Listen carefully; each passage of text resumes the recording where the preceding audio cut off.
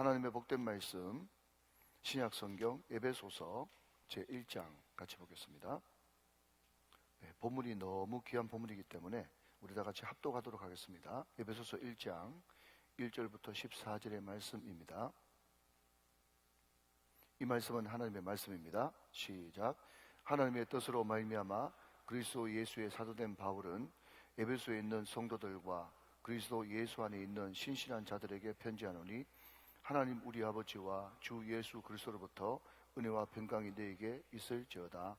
찬송하리로다. 하나님 곧 우리 주 예수 그리스도의 아버지께서 그리스도 안에서 하늘에 속한 모든 신령한 복을 우리에게 주시되, 곧 창세전에 그리스도 안에서 우리를 택하사 우리로 사랑 안에서 그 앞에 거룩하고 흠이 없게 하시려고 그 기쁘신 뜻대로 우리를 예정하사 예수 그리스도로 말미암아 자기 아들들이 되게 하셨으니, 이는 그가 사랑하신 자 안에서 우리에게 거저 주시는 바 그의 은혜의 영광을 찬송하게 하려 하는 것이라. 우리는 그리스도 안에서 그의 은혜의 풍성함을 따라 그의 피로 말미암아 속량 곧 제사함을 받았느니라. 이는 그가 모든 지혜와 총명을 우리에게 넘치게 하사 그 뜻의 비밀을 우리에게 알리신 것이요, 그의 기뻐하심을 따라 그리스도 안에서 때가 찬 경륜을 위하여 예정하신 것이니, 하늘에 있는 것이나 땅에 있는 것이 다 그리스도 안에서 통일되게 하려 하심이라. 모든 일을 그의 뜻의 결정대로 일하시는 이의 계획을 따라 우리가 예정을 입어 그 안에서 기업이 되었으니, 이는 우리가 그리스도 안에서 전부터 바라던 그의 영광의 찬송이 되게 하려 하심이라. 그 안에서 너희도 진리의 말씀 곧 너희의 구원의 복음을 듣고 그 안에서 또한 믿어 약속의 성령으로 인치심을 받았으니, 이는 우리의 기업의 보증이 되사 그 얻으신 것을 속량하시고 그의 영광을 찬송하게 하려 하심이라. 제가 어떤 글을 보니까 우리가 밀림의 왕 그러면 사자라고 생각하는데, 사자보다 그 전문가들의 말씀에 의하면 호랑이라고 하는 놈이 더 어렵고 더 사납답니다. 그런데 이 서커스를 하는 조련사들이 이 호랑이를 길들이는데, 그냥 이야기입니다. 혹시 여러분 이야기 듣고 호랑이 이제 시험해 보려고 그러다가 물려 죽습니다. 그냥 책에서 나온 이야기예요. 근데 이 서커스 조련사가 호랑이를 길들이기를 하는데 어떻게 하는가 하면요, 그냥 이 다리 4개 달린 의자 있지 않습니까? 다리 4개 달린 의자, 그것을 가지고 왔다 갔다 하는 게 그게 전부랍니다. 여러분, 우리가 그런 프로 보면 있잖아요. 밑에 함부로 따라하지 마시오. 그런 거 있지 않습니까? 함부로 따라하지 마시고, 그 사람들 말이 다리 4개 달리는 의자를 가지고 호랑이 눈앞에서 왔다 갔다 한대요. 여러분, 호랑이 걸으면 덩치나 표하는 소리도 무섭지만은 제일 무서운 게 뭐죠? 눈이잖아요. 어이구, 호랑이 눈 무서워라. 호랑이 눈이 무섭잖아요. 그러니까 이 먹이를 딱 쳐다볼 때 말이죠, 이 호랑이 눈이 무섭거든요. 초점이 그 먹이 사냥감에 딱 초점이 맞춰지지 않습니까? 그런데 의자가 다리가 4개이기 때문에 초점이 하나가 아니고 몇 개예요? 4개지 않습니까? 4개. 그 초점이 4개인 의자를 가지고 계속 눈앞에서 왔다 갔다 하면요, 제일 처음에는 막 경기를 하면서 확 하면서 말이죠, 그 의자를 쳐다보는데, 초점이 하나가 아니고 4개니까 계속 그 초점 4개 가지고 왔다 갔다 하면 그만 그 맹수 호랑이가 초점을 잃어버리고 힘이 쭉 빠지면서 서커스 그 조련사가 시키면 시키는 대로 움직인다는 거예요. 그냥 여러분, 예니까 그냥 받으시기 바랍니다. 결국 여러분, 우리도 성도로서 뭐가 빠지면 초점이 흐려지고 초점이 분산돼 버리면 힘을 잃어버리고 아무 맥을 못 추는 사람이 되어버린다. 제가 그 이야기를 하고 있는 거예요. 여러분, 절대로 호랑이 앞에서 의자 들고 왔다 갔다 하지 마십시오. 잘못하면 물려 죽습니다. 제 예화의 초점 뭐라고요? 항상 예화의 초점은 하나다. 자꾸 그 의자 호랑이만 생각하지 말고, 목사님이 이 이야기를 통해서 초점이 흐려지면 안 된다고 지금 말씀하시는구나, 그거를 받아라 말이에요. 이해되시면 아멘. 여러분, 오늘 지금 우리가 펼쳐놓고 있는 이 에베소서는 말이죠, 옥중서신이라고 하는 별명을 가지고 있어요. 한번 따라 보실까요? 에베소서, 빌립보서, 골로새서, 하나 더 빌레몬서, 요 네 가지가 옥중서신이거든요. 옥중서신. 옥중서신이 뭐죠? 사도 바울이 감옥 안에 있을 때 감옥 밖에 있는 사람들에게 쓴 편지, 이런 뜻이에요. 자, 여러분, 그것이 중요한 것이 아니고, 여러분, 사도 바울의 서신이 말이죠, 고린도 전후서도 있고 갈라디아서도 있잖아요. 고린도 전후서, 갈라디아서, 그 다음에 에베소서, 빌립보서, 골로새서가 차례대로 나온단 말이죠.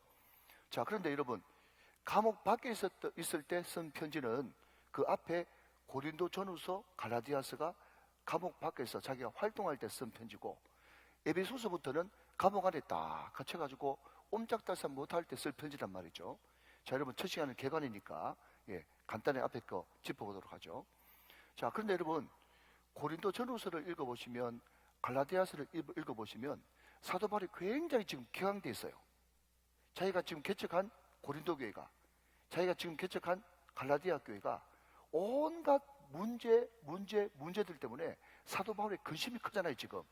그러니까 여러분, 고린도 전후서를 읽어보면요, 사도 바울이 지금 잔뜩 화가 나 있는 것을 보게 돼요. 심지어 그래서 고린도 후서에서는 뭐라고까지 이야기했는가 하면은, 니 그거 가만히 있으래, 내 가면 죽었다, 이런 이야기까지 지금 고린도 후서에 있어요. 그리고 여러분, 갈라디아서 보면 갈라디아서 3장 1절 말씀에 어떤 말씀이 있습니까? 어리석도다 갈라디아 사람들아, 내가 이렇게 피 묻은 복음을 전했는데 내가 간지 얼마 됐다고 지금 복음이 아닌 다른 것이 와가지고 그것을 채워버리냐 하면서, 어리석도다 하면서 사도 바울이 너무너무 지금 가슴이 메어져가지고 어떻게 이럴 수가 있냐 하면서 문제에 초점이 맞춰져 있는 것이 고린도 전후서, 갈라디아서, 언제? 사도 바울이 감옥 바깥에서 활동할 때 쓴 편지라는 거예요. 자, 여러분, 제가 정말 소박한 꿈이 있다 그러면, 담임 목사가 지금 왜, 무슨 의미로, 무슨 의도로, 어떤 마음을 가지고 지금 이야기를 하는지 좀 알면서 따라오면 좋겠어요.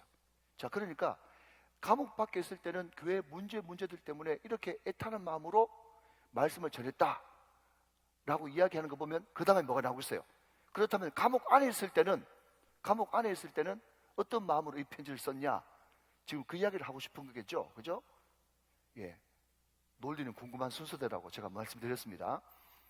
자, 여러분, 이 에베소서 이제 감옥에 딱 가시다 보니까 말이죠, 이제 교회 문제들을 잘 알 수도 없을 뿐더러, 여러분, 그때 여러분 카톡이 있습니까? 뭐가 있어요? 그러니까 한참 동안 여러분 기다려야 돼요. 그러니까 감옥 안에 딱 있을 때는 이제 정적이 되어지는 거예요. 정적이라는 것은 뭔가 하면 근본으로 들어간단 말이에요. 본질적으로. 그러니까 사도 바울이 여러분 활동할 때 하고 활동 안 할 때 하고 거의 반반이나 마찬가지예요. 제가 지난번에 한번 말씀드린 것 같아요. 사도행전 강의를 하면서. 무슨 이야기인가 하면, 우리가 생각할 때 이 대전도자 바울을 감옥 안에 가둬놓는 것이 너무 인간적으로 볼 때는 하나님 앞에 손해야. 사도 바울이 감옥에 안 갇히고 바깥에 활동만 할 수 있었다 그러면, 아니, 문중경 전사님이, 저 뒤에도 이야기하겠지만 천사의 섬 그 정도의 문중경 전사님이 교회를 여러분 100개도 넘게 개척했다고 하잖아요. 사도 바울은 더 많이 개척했겠죠, 그냥 활동할 수 있었으면. 그런데 왜 하나님은, 실수하지 않으시는 하나님, 그 시건치 않으시는 그 하나님은 사도 바울을 마음껏 좀 풀어 좀 다니게 안 놔두고 계속해서 재판받게 만들고, 왜 감옥에 가다 놓고 왜 이런 일이 생기냔 말이죠. 여러분, 결국 사도 바울이 감옥 안에 갇혔을 때 뭐가 형성되는 겁니까? 기독교의 모든 체계와 교리가 거기서 완성되는 거예요. 제가 말씀드렸습니다. 그 당시에 베드로도 대사도고 사도 바울도 대사도인데, 당시 현장으로만 보면 베드로도 능력 있는 종이고 사도 바울도 능력 있는 종이지만 2000년 기독교 역사 전체를 본다 그러면 베드로는요, 죄송하지만 그 형님한테 사도 바울의 발도 못 따라갑니다. 그래서 역사학자들은 뭐라고 이야기한다고요? 어떻게 기독교가 예수교냐 바울교지 할 정도로 기독교의 모든 교리 체계를 누가 잡았다? 바울이 잡았는데, 언제? 재판받고 감옥 갔을 때, 그때 잡았단 말이죠. 이해되시면 아멘. 그러니까 하나님은 여러분 절대로 실수하는 분이 아니세요. 사랑하는 여러분, 혹시 어려운 가운데 있습니까? 고난 가운데 있습니까? 그것이 내가 정말 염려하는 시간이고 두려워하는 시간이고 멈춰있는 시간인 것 같지만, 여러분, 2보 전지를 위한 1보 후퇴라고, 여러분 이 고난이 여러분 앞으로 힘차게 스프링처럼 튀어나가는데 큰 미끄럼이 될 줄로 믿으시면 아멘 하시기 바랍니다. 여러분, 이게 굉장히 중요하단 말이죠. 예, 하나님께서 묶어두실 때는 다 묶어두시는 이유가 있다. 고난을 허락하실 때는 고난을 허락하시는 이유가 있다 하는 겁니다. 이걸 믿어야 한다는 거죠. 자, 여러분, 에베소서는 전체 미끄럼을 그릴 수 있고, 또 마틴 로이드 존스라고 하는 이 목사님은요, 이 에베소서라고 하는 이 설교를 가지고 말이죠, 몇 년 동안 설교를 했어요. 또 쪼개기를 좋아하는 분들은요, 이 에베소서 1장 가지고도요 10번도 더 설교하셨습니다. 그럼에도 불구하고 우리는 먼저 이 싱싱하게 통으로 한번 6시간에 걸쳐서 한번 먹어보는 게 중요하거든요. 그래서 여러분, 지금은 시즌 1입니다. 아직까지 시즌 1이기 때문에 제가 에베소서도 1장, 2장, 3장, 4장, 5장, 6장 이렇게 하루 한 장씩 나가지만은 이제 이게 한 바퀴 돌아오고 나서 시즌 2로 들어가면 에베소서 1장 1절, 2절 가지고 한번 설교할 거예요. 그러면 언제까지 제가 우리 교회에서 목회해야 될지 모르겠네. 120살까지 해야 되나? 120살까지. 네. 아무튼 여러분, 통을 한번 먹어보자 이거예요. 자, 그러면 여러분, 오늘 이 에베소서 1장은 크게 세 부분으로 나눠줄 수 있습니다. 크게 세 부분. 예. 앞부분은요, 나의 정체성은 무엇인가? 예. 다른 말로 하면 성도의 정체성은 무엇인가? 이것이 앞부분에 나오고, 3절부터 그 뒷부분은요, 우리가 읽었던 14절 말씀까지는요, 삼위일체 하나님은 누구신가? 예, 그게 둘째 부분에 나오고요. 둘째 단락에. 세 번째는, 그러면 그 삼위일체 하나님을 만난 성도들은 어떤 기도를 드려야 되는가? 성도들의 기도. 이 세 부분으로 나눠집니다. 다시 한번, 성도의 정체성은 무엇인가? 우리가 믿는 삼위일체 하나님은 어떤 분이신가? 그 뒤에 성도들의 기도는 어떻게 해야 되는가? 예, 이 부분을 시간 허락하는 한도 내에서 차례대로 한번 살펴보도록 하겠습니다. 자, 여러분, 먼저 1절과 2절 말씀을 같이 보도록 하겠습니다. 1절, 2절. 하나님의 뜻으로 말미암아 그리스도 예수의 사도된 바울은 에베소에 있는 성도들과 그리스도 예수 안에 있는 신실한 자들에게 편지하노니, 그 다음 2절 같이 있습니다. 시작. 하나님 우리 아버지와 주 예수 그리스도로부터 은혜와 평강이 너에게 있을지어다. 그랬습니다. 자, 여러분, 오늘 여기에 볼펜을 드시고 중요한 몇 단어를 먼저 동그라미 치고 말씀을 살펴보도록 하죠. 자, 볼펜 없는 분들은 눈으로 동그라미 치시고요. 우리 우정교회는 삼색 볼펜을 사랑합니다. 삼색 볼펜 다 준비하세요. 자, 여러분, 1절 말씀에 사도, 거기에 동그라미 치시고요. 네, 사도 찾으셨어요? 아멘. 사도 동그라미 치시고, 자, 2절 말씀에 아버지라고 하는 단어에 동그라미 치시고, 아버지.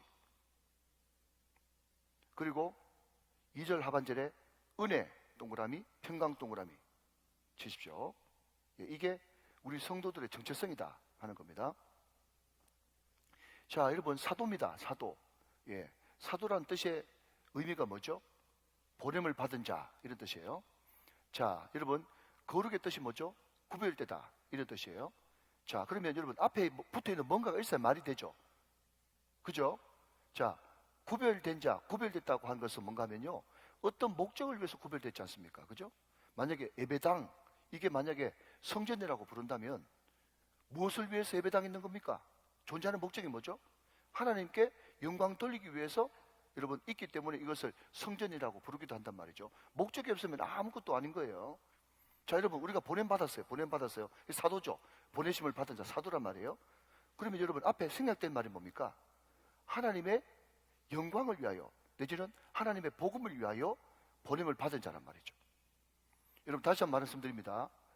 만인 제사장 설이라 그래요. 만인 제사장 설. 이것이 엄밀하게 말하면 전신자 제사장 설입니다. 믿어야 무슨 제사장이 될 수 있지 않겠습니까? 자, 그러니까 여러분, 사도라고 하는 이 직분만큼은요, 초대교회에 없어진 특별직입니다. 임시직이고요. 그렇지만 여러분, 사도라고 하는 직분은 지금은 없습니다. 지금도 사도가 있다고 이야기하는 사람들이 신사도 운동이에요. 사도라는 직분은 없어졌어요. 그렇지만 우리 성도들에게 여러분, 사도성은 있습니까? 없습니까? 있죠. 있죠. 여러분, 우리가 특별한 목적을 가지고 세상에 보냄을 받았죠. 우리가 여러분 사도라는 거예요. 욕만 딱 떼가지고 또 목사님 우리가 사도라 그러는데 그러지 말고, 사도라고 하는 직분은 초대교회로 없어졌지만 그러나 그럼에도 불구하고 사도성은 우리에게 있단 말이죠. 여러분, 목사에게만 있습니까? 대답하십시오. 목사만 부름받았습니까? 아니죠. 우리 모든 성도들이 다 부름받은 거예요. 여러분, 저는 말씀 사역자로, 목사로 특별히 여러분 직분을 받은 것이지만, 여러분들은 그 말씀을 가지고 세상에 나가서 소금과 빛의 역할을 하도록 부름받은 사도라는 거예요. 사도라는 거예요. 이런 목적의식을 또렷하게 가지고 있을 때, 아이고 목사님은 그렇게 살 수 있지만 나는 그렇게 살 수 없어, 그런 엉뚱한 말을 안 한다는 거예요. 자, 여러분, 어제 우리가 레위기 19장 이 거룩에 대해서 부름받은 것도 레위 지파만 부름받았습니까? 제사장만 부름받았습니까? 모세가 백성들에게, 온 백성들에게, 너희들에게 해당되는 말씀이란 말이죠. 마찬가지로 이 사도라고 하는 말도 목사님만 이야기하는 것이 아니고, 우리도 세상을 향해서 나갈 때 복음을 가지고 어떻게 하든지 영혼 구원하여 제사 삼기 위해서 소금과 빛으로 내가 보냄을 받았다. 이게 우리의 정체성이라는 거예요. 정체성. 여러분, 왜 우리가 그렇게 해야만 됩니까? 우리는 하나님 아버지의 아들이기 때문에 그래요. 딸이기 때문에 그래요. 여러분, 구약 성경에 보면 제가 엘로힘이라고 하는 단어와 야훼, 여호와라는 단어를 구별하자 그랬습니다. 그죠? 엘로힘은 어떤 존재라고요? 전능하신 분인데 가까이 하기에는 너무 먼 당신, 그게 엘로힘, 하나님이라고 번역된, 구약의 여호와 하나님 그러지 않습니까? 하나님은 엘로힘이에요. 여호와는 야훼예요. 여러분, 엘로힘은 전능하시지만 가까이 계시지 않고 멀리 계신 올마이티 하신 분, 이게 하나님이라고 번역되어 있고, 여러분, 여호와는 뭐죠? 내 가까이 계시고 친근하시고 우리에게 구원을 주시는 분.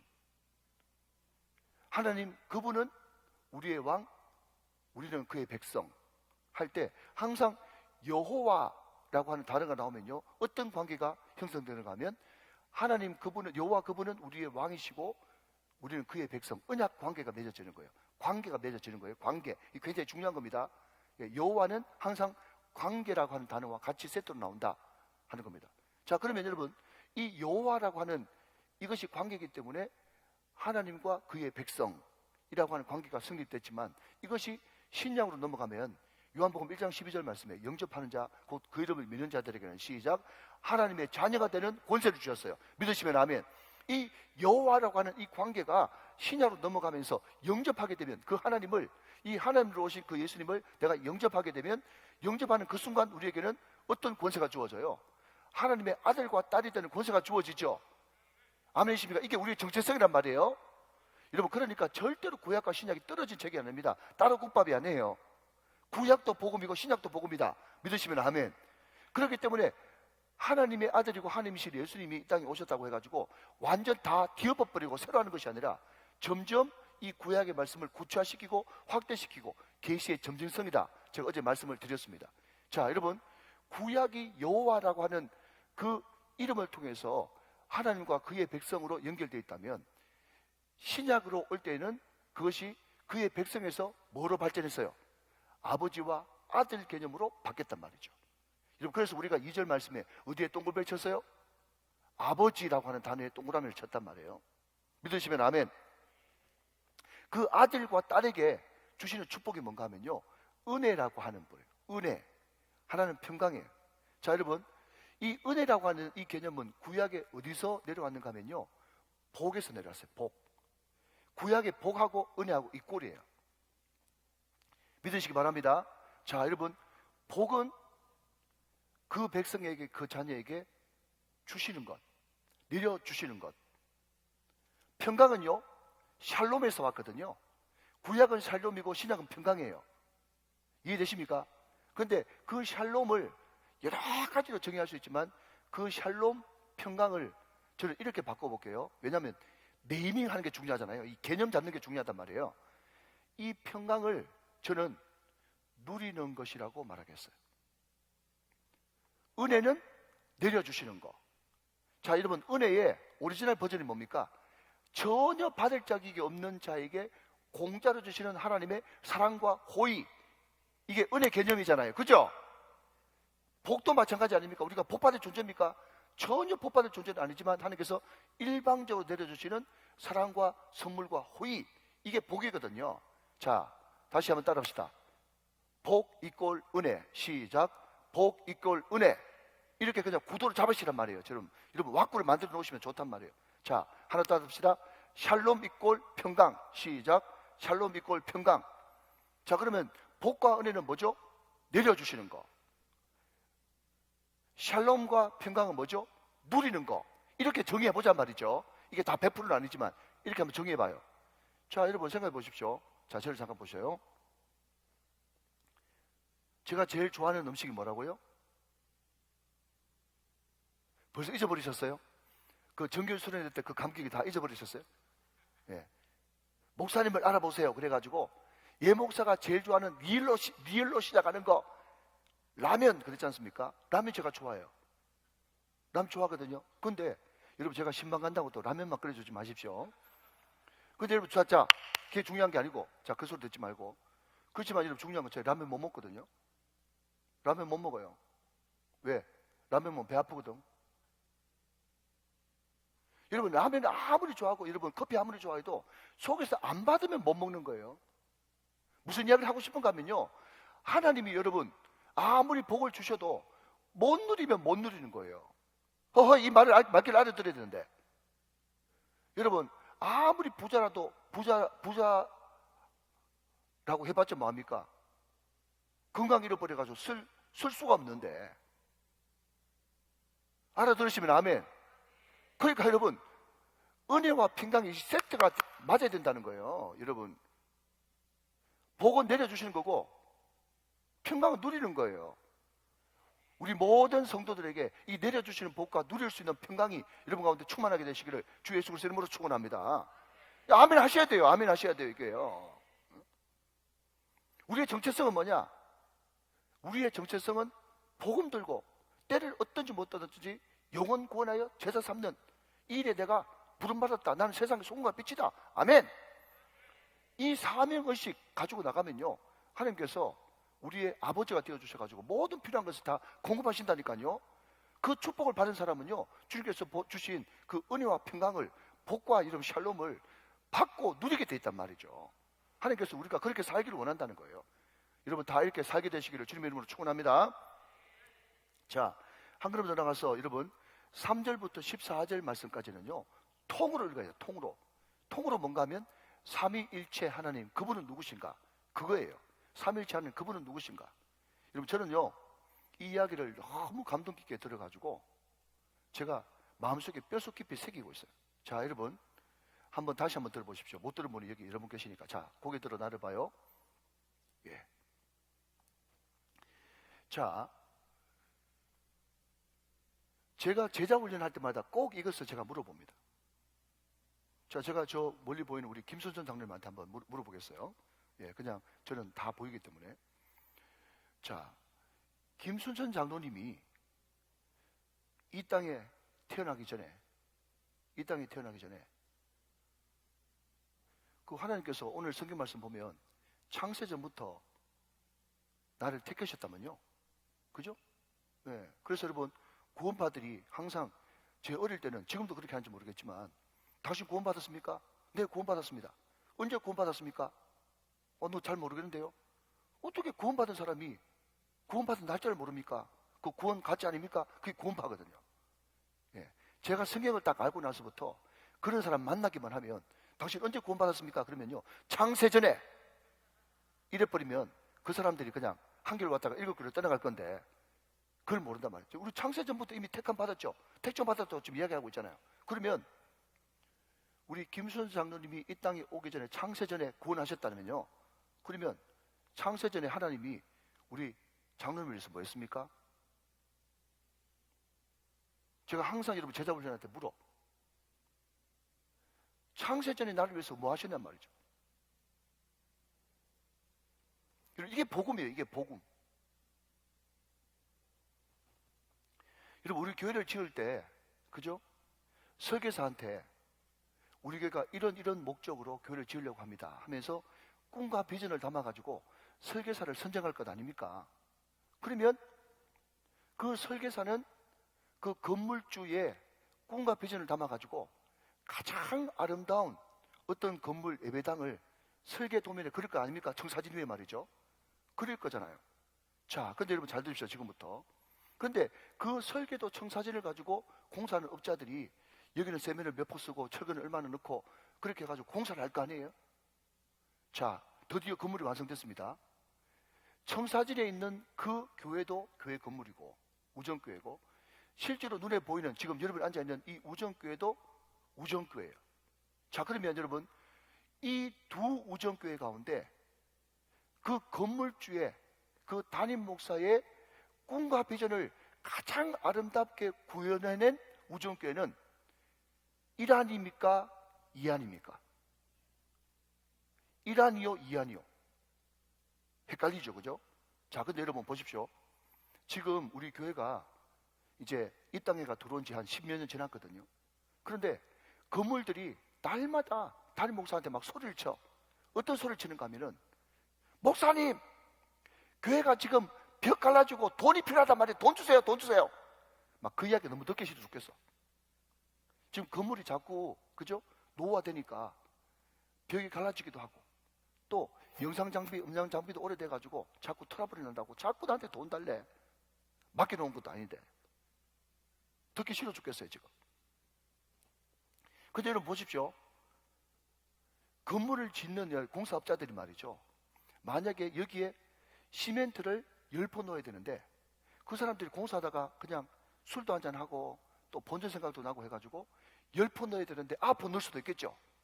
자, 그렇다고 좀 동의를 좀 한번 해주세요. 그죠? 그리고 철근도 여러분 이만한 걸 넣어야 되는데 요만한 걸 넣을 수도 있겠죠. 그리고 이런 비 내려오는 그 파이프 관도 이만한 걸 넣어야 되는데 요만한 걸 넣을 수도 있겠죠. 그래서 여러분 많은 공사업자들이 그렇게 해가지고 돈을 아끼지 않습니까? 그러니까 이 청사진의 설계도면에 있는 이 청사진은 흠도 없고 점도 없는 완벽한 청사진인데, 실제로 눈에 보이는 이 건물은 여러 가지 하자가 많이 충분히 생길 수 있단 말이죠. 사람이라는 것은 완벽하지 않으니까. 그러니까 여기도 우정교회고 저기도 우정교회인데 그 담임 목사의 꿈과 비전을 가장 확실하게 실현시킨 우정교회 건물은 청사진에 있는 우정교회죠. 이해가 되시면 아멘. 그게 그렇단 말이에요. 여러분, 우리 인생도 마찬가지라는 겁니다. 하나님이 창세전에 성부, 성자, 성령 삼위 하나님께서 같이 모이셔가지고 우리가 김순천이를 택하자 라고 하는 그 택함의 계획은 하나님이 하셨고, 실질적으로 김순천 장로를 위해서 모든 죄를 속량하기 위해서, 의롭게 하기 위해서 십자가에 못 박히시고 부활하신 분은 예수님이고, 그 십자가의 복음을 안 먹으려 하고 끝까지 버티는 것을 막 입을 벌려가지고 네가 이 복음을 먹어야지, 안 먹기를 왜 안 먹어 하면서 입에 털어 넣으신 분은 성령님이시고, 하나님이 계획하시고 예수님이 실행하시고 성령님께서 보증하시고 인치신 분은 성령님이란 말이죠. 그렇게 하신 분은 성령님인데 이 삼위일체 하나님께서 다 총동원되셔가지고 우리 장로님을 구원해내시고 하나님의 자녀를 삼으시지 않습니까? 그러나 그럼에도 불구하고 여러분, 인생은 부족한 점들이 많아가지고 상처투성이, 아픔투성이에요. 이런 복음이란 무엇인가? 라고 한다면요, 지금 상처받아가지고 깨어진 나의 영혼, 지금 정말 아버지 잘못 만나가지고, 우리 장로님 이야기하는 거 아닙니다. 우리 모두 이야기입니다. 일반적인 이야기예요. 아버지 잘못 만나가지고, 그때 남편 잘못 만나가지고, 그때 그 사기꾼 잘못 만나가지고 얼마나 많이 깨지고 상하고 아프고 엉망진창이 됐어요.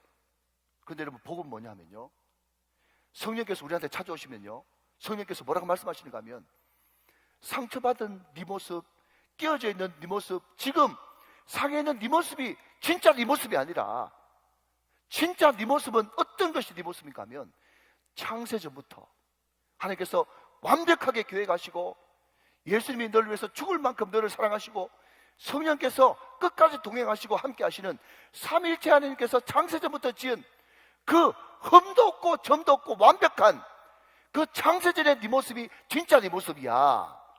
그것을 복음으로 받아들이고 성령으로 받아들여서, 아, 나는 정말 주님 앞에서 존귀하고 정말 값진 존재고 정말 주님께서 사랑할 수밖에 없는 존재가 바로 나의 존재구나, 이것을 인정하면서 자기 자신을 사랑할 줄 알고 자기 자신을 사랑할 줄 알기 때문에 다른 사람들도 똑같이 사랑할 줄 아는 그 모습이 진짜 본 모습이고, 이것이 복음을 깨닫고 안 사람, 받아들인 사람의 모습이라는 것입니다. 여러분, 그 모든 엄청난 사역을 누가 하셨냐 하니까 삼일째 하나님께서 완벽하게 해내셨단 말이죠. 할렐루야. 사랑하신 여러분, 오늘 이것을 우리는 그냥 소설의 이야기로 받아들이면 안 되고 나의 이야기로 받아들여야 되는 것입니다. 우리가 어떤 사람이냐면요, 창세전부터 성부 하나님 한 분만으로도 충분하실 텐데 성부, 성자, 성령 삼위 하나님께서 총동원 되셔가지고 하나님께서 계획하시고 우리 예수님께서 정말 틀을 만드시고 실행하시고 성령께서 인치시고 보증해 주시는 그 놀라운 사역을 통해서 흠도 없고 점도 없어서 그 안에서 모든 풍성함을 다 받아들일 수 있는 복된 존재, 복 자체로 우리를 만드셨고 그 모습이 진짜 나의 모습이라는 거예요. 사랑하는 여러분, 여러분은 존귀한 분이십니다. 삼위일체 하나님의 걸작품, 포에마, 완벽한 걸작품이 저와 여러분의 삶이라는 거예요. 자, 여러분, 성경 한번 확인해 보십시다. 3절부터 6절 말씀까지. 사도 바울이 말이죠, 이 사실을 깨닫고 나니까 너무 이것이 엄청나가지고 막 지금 정신을 잃을 지경이 돼가지고 지금 막 행설수설하면서 막 찬송하리로다, 찬송하리로다, 막 찬송하리로다, 막 찬송이 막 터져 나오는 거예요. 여러분, 사도 바울의 그 마음을 이해하시면서 3절부터 6절까지 제가 읽도록 하겠습니다. 3절. 찬송하리로다 하나님 곧 우리 주 예수 그리스도의 아버지께서 그리스도 안에서 하늘에 속한 모든 신령한 복을 우리에게 주시되, 하늘에 속한 모든 신령한 복을 이미 여러분 받은 줄로 믿으시면 아멘 하시기 바랍니다. 모든 신령한 복을 우리에게 주시려고, 책정하시려고 우리를 계획하셨단 말이에요. 자, 4절 말씀. 곧 창세전에 그리스도 안에서 우리를 택하사 우리로 사랑 안에서 그 앞에 거룩하고 흠이 없게 하시려고. 아멘. 5절. 그 기쁘신 뜻대로 우리를 예정하사 예수 그리스도로 말미암아 자기의 아들들이 되게 하셨으니, 자기의 딸들이 되게 하셨으니. 6절 말씀 다 같이 시작. 이는 그가 사랑하시는 자 안에서 우리에게 거저 주시는 바 그의 은혜의 영광을 찬송하게 하려 하는 것이라. 아멘. 삼위 하나님께서 우리를 가장 영광스러운 존재로, 하늘에 속한 모든 신령한 복을 다 우리에게 부어주시려고 우리를 창조하셨단 말이에요.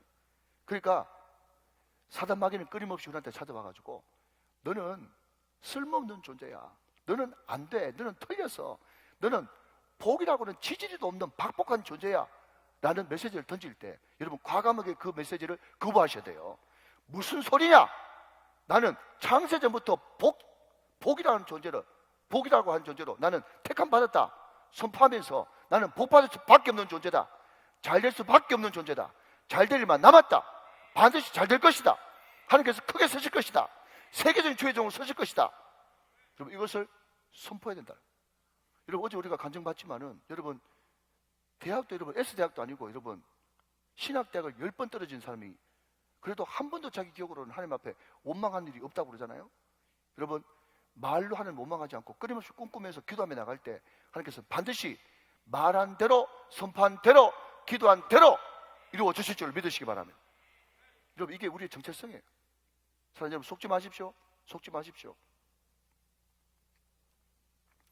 여러분 이것을 안다면요 우리 이렇게 기도해야 됩니다. 자, 간단하게 읽고 마치겠습니다. 17절 말씀.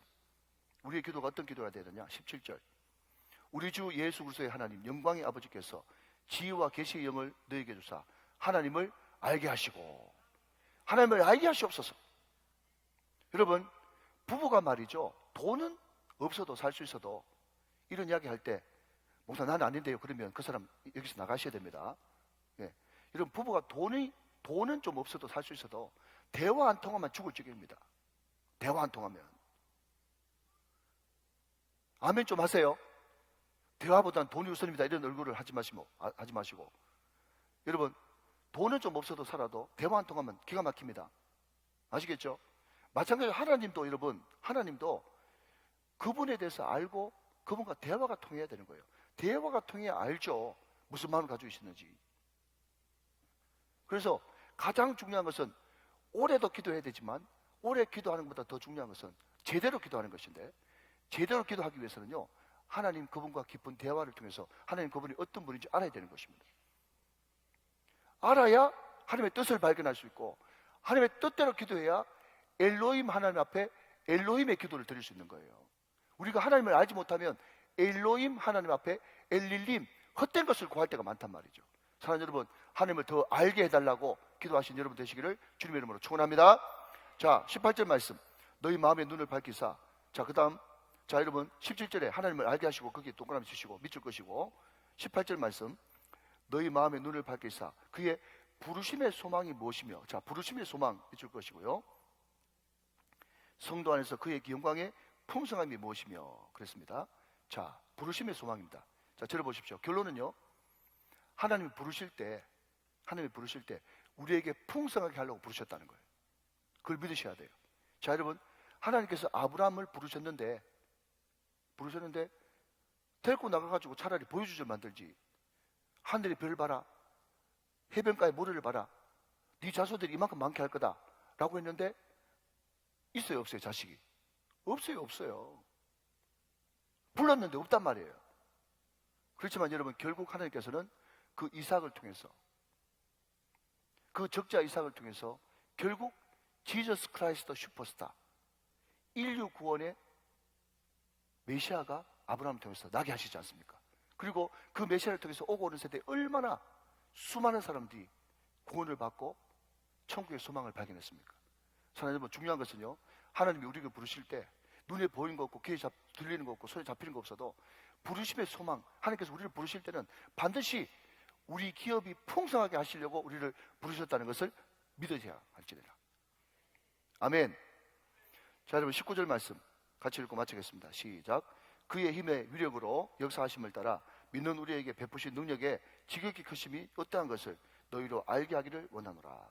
자, 여러분, 여기에는 어디에 밑줄 것이는가 하면 믿는 우리에게 베푸신 능력의 지극히 크심, 능력의 지극히 크심, 여기에 밑줄 그으십시오. 자, 여러분, 우리는 세 가지를 구해야 됩니다. 첫 번째는 뭐죠? 하나님 알게 하여 주옵소서. 두 번째, 부르심의 소망이 크다는 것을 알게 하여 주시옵소서. 하나님, 우리가 세상에 나가서 진짜 소금과 빛의 역할을 감당하기 위해서는, 여러분, 현장에 안 가본 사람은요 자꾸 엉뚱한 소리 하는데, 현장에 나가보고 현장에서 부딪혀 본 사람들은요 반드시 그 현장에는 하나님의 다이나마이트, 듀나미스, 능력이 필요하다는 것을 알게 된다는 거예요. 전도한 사람도 알게 되고, 복음 전하고 부흥해 본 사람들도 여러분 알게 된다는 거예요. 여러분들이 담임 목사가 집회 나갈 때마다 기도를 해주시는데, 기도가 충분히 쌓이게 되면요, 하나님께서 강단에 딱 서는 순간 하나님께서 열어주는 걸 느끼게 돼요. 은혜 문이 열려, 말씀을 듣는 귀가 열려, 축복의 문이 열려, 그것을 여러분 보게 되거든요. 그런데 기도가 쌓이지 않으면 문이 잘 안 열려요. 대적의 문이 안 열린다고. 그러니까 가가지고 담임 목사가 땀만 뻘뻘 흘리다가 오는 거지. 여러분, 전도도 마찬가지예요. 찬양도 마찬가지예요. 설교도 마찬가지예요. 여러분, 능력을 받아야 문이 열리는 줄로 믿으시기 바랍니다. 그래서 여러분, 오늘 크게 세 가지를 빠른 속도로 했습니다. 첫 번째는요, 우리의 정체성은 성도다, 사도다, 사도. 그 사도에게 하나님께서 아버지가 되어주신다. 그 아들 되고 딸 된 우리들에게 은혜와 평강을 주시고 누리게 하신다. 아멘. 삼일째 하나님께서 우리를 최고의 걸작품으로 창세전부터 우리를 계획하시고 실행하시고 인지시고 보증하시고 우리와 함께 하셨다. 삼일째 하나님. 그 삼일째 하나님의 은혜로 구원받은 우리는 세 가지를 기도해야 된다. 첫 번째, 하나님을 알게 하여 주옵소서. 부르심의 소망을 알게 하여 주옵소서. 하나님의 크신 능력을 구할 수 있도록 은혜를 베풀어 주옵소서. 이 말씀이 여러분들에게 하나님의 뜻으로 자리 잡게 되시기를 주 예수 그리스도의 이름으로 축원합니다. 축복합니다.